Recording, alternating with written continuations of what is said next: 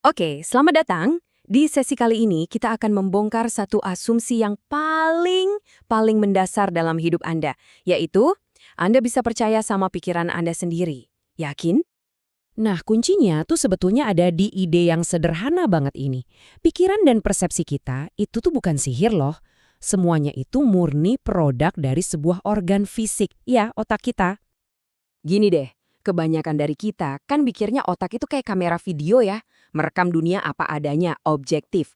Tapi ternyata realita ilmiahnya jauh berbeda. Otak itu lebih mirip seorang sutradara atau pendongeng yang aktif banget ngebangun realitas buat kita. Dan ya, ceritanya itu nggak selamanya benar. Oke, kita mulai dari yang paling gampang ya.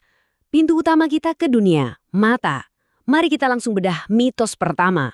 Melihat berarti percaya. Beneran gak sih? Coba deh perhatiin ilusi papan catur Adelson ini. Mungkin susah dipercaya, tapi kotak A dan kotak B itu warnanya sama persis. Abu-abunya itu identik. Kok bisa kita lihatnya beda banget? Nah, ini karena otak kita secara otomatis mengoreksi efek bayangan. Jadi kotak B kelihatan jauh lebih terang.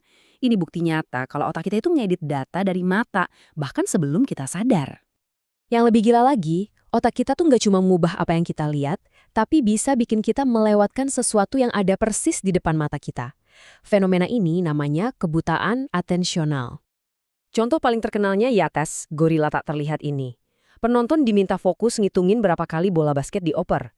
Hasilnya, setengah dari mereka sama sekali nggak sadar ada orang pakai kostum gorila jalan santai di tengah-tengah permainan. Ini bukti telak kalau melihat itu butuh perhatian. Jadi, intinya gini, dari semua informasi yang masuk lewat mata, kita cuma sadar akan sebagian kecil banget dari semua itu. Oke, jadi persepsi visual kita ternyata nggak bisa dipegang 100%. Tapi, gimana dengan ingatan, memori kita? Nah, kalau yang ini pasti kayak rekaman video yang akurat kan? Bener nggak sih? Oke, kita coba tes kecil ya. Ini eksperimen memori klasik. Saya akan sebutin beberapa kata. Tugas Anda gampang. Coba ingat sebanyak mungkin. Siap ya? Dengerin baik-baik. Nah, sekarang pertanyaannya, apakah kata manis tadi ada di daftar? Kalau Anda kayak kebanyakan orang, Anda pasti yakin seyakin-yakinnya denger kata manis. Tapi, coba tebak, kata itu nggak ada sama sekali di daftar tadi.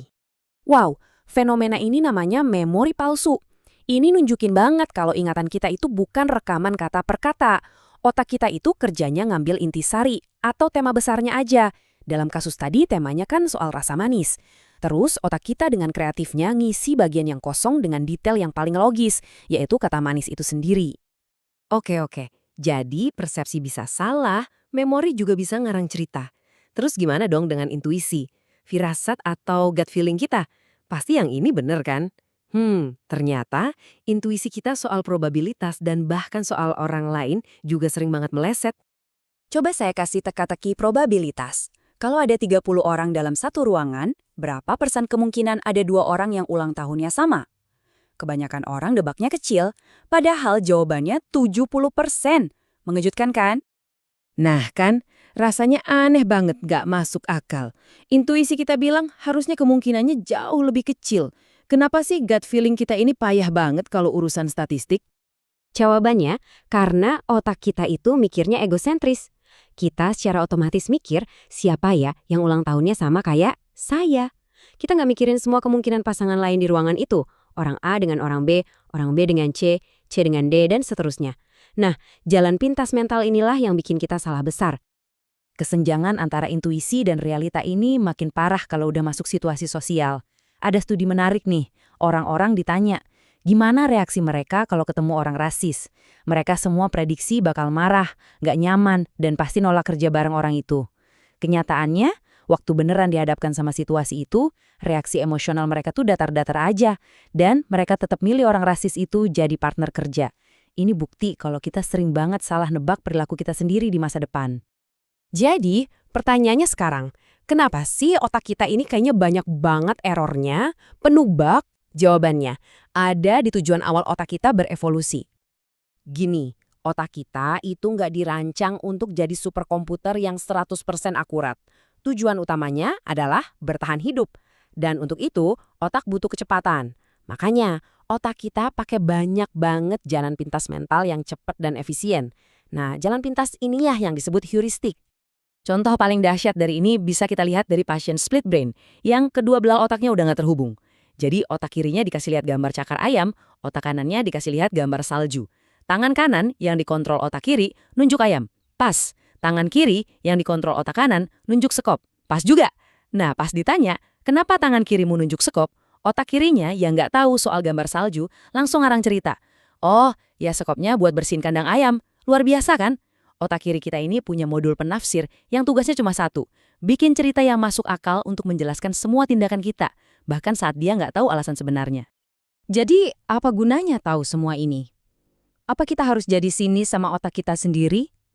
Justru sebaliknya, paham soal bug atau kelemahan bawaan otak kita ini bukanlah kelemahan, malah ini adalah sebuah kekuatan super. Ini adalah langkah pertama menuju kebijaksanaan yang sejati. Jadi, mari kita rangkum poin-poin pentingnya. Pertama, realitas yang Anda alami itu adalah hasil konstruksi aktif otak, bukan rekaman pasif. Kedua, ingatan Anda itu bukan video, tapi hasil rekonstruksi yang fokus pada intisari cerita. Ketiga, intuisi Anda seringkali salah kaprah soal probabilitas dan bahkan perilaku Anda sendiri.